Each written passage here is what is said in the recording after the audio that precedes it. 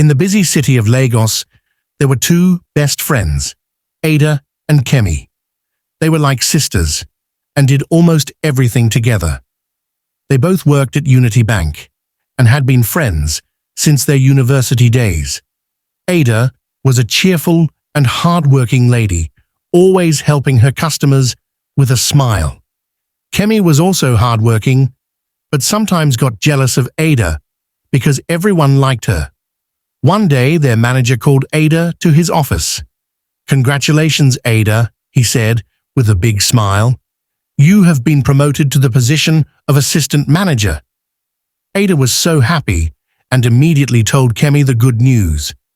"Kemi, I've been promoted," she said excitedly. Kemi smiled, but inside, her heart was filled with jealousy. She pretended to be happy for Ada, but she kept thinking, why is it always Ada? Why not me? As weeks passed, Kemi started acting differently. She avoided Ada and rarely talked to her. Ada noticed and asked her one day, "Kemi, is everything okay? You seem distant." "I'm fine," Kemi replied quickly, but in her mind, she was planning something very bad. One Friday evening, Kemi invited Ada to her house for dinner. She cooked jollof rice and chicken, Ada's favorite meal.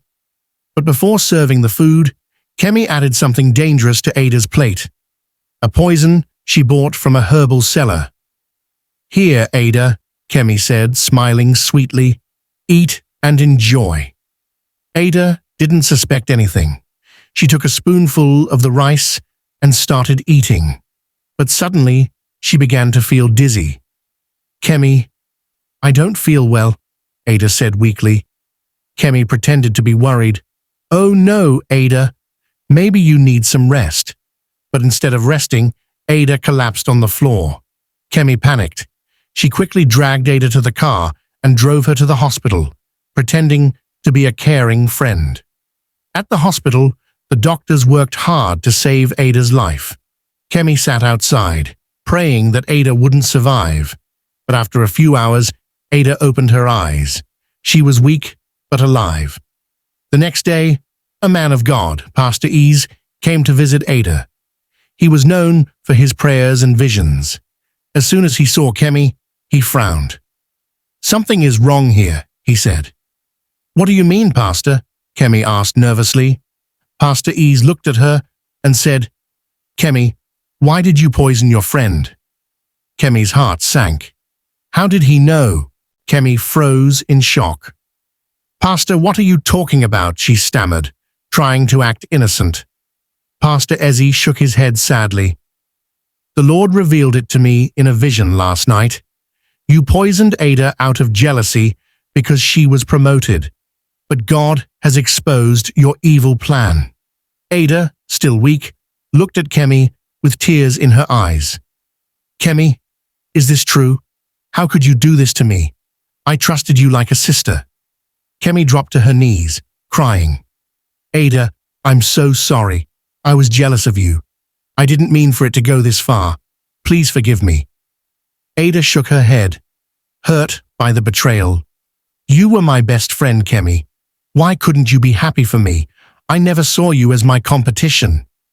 The police were called, and after Ada narrated what happened, the hospital ran tests on her food remains, confirming it was poisoned. Kemi was arrested on the spot. As she was being taken away, Kemi cried, "Ada, please forgive me. I regret everything." Ada closed her eyes and said, "I forgive you, Kemi, but you must face the consequences of your actions. I pray you learn from this." Months later, Ada fully recovered and continued her work at the bank. Though she missed the friendship she once had with Kemi, she surrounded herself with people who truly wished her well. Kemi, in prison, wrote letters to Ada, apologizing over and over. With time, she began to reflect on her actions and prayed for a second chance at life. From that day on, Ada learned to be cautious with people, and Kemi learned that jealousy only destroys. Please don't forget to subscribe to this channel for more interesting stories. Thanks for watching. Click on the subscribe button. Thank you.